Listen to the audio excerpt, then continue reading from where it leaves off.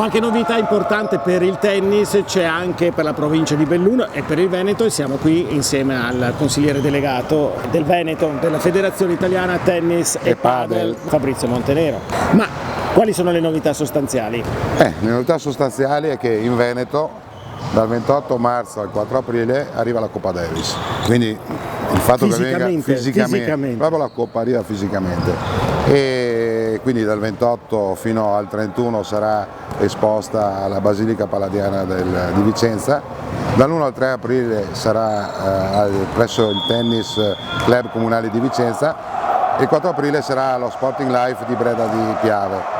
La cosa interessante è che il 3 aprile ci sarà una serata evento con il Galà del Tennis Veneto, dove saranno invitati tutti i circoli della provincia di Belluno, ovviamente del Veneto, per festeggiare insieme questo importante traguardo che ci ha portato dopo 47 anni a diventare campioni del mondo. Non solo a festeggiare quello, ma anche a festeggiare dei club che hanno fatto dei risultati importanti. Esatto. Ma della provincia di Belluno cosa puoi dirci dei nostri club?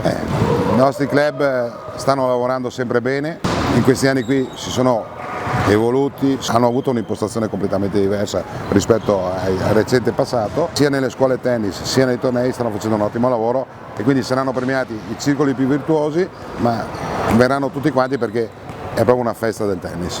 Festa del tennis, si gioca sempre di più, anche in provincia di Belluno si gioca sempre di più a tennis. Il programma di quest'anno sarà ricco di tornei, soprattutto aumenterà l'attività di base, quindi i tornei di quarta categoria, i tornei rodeo di quarta categoria, e quindi abbiamo cercato di fare in modo che i circoli potessero, con delle promozioni fatte apposta dalla nostra federazione, per fare in modo che anche gli amatori giochino di più.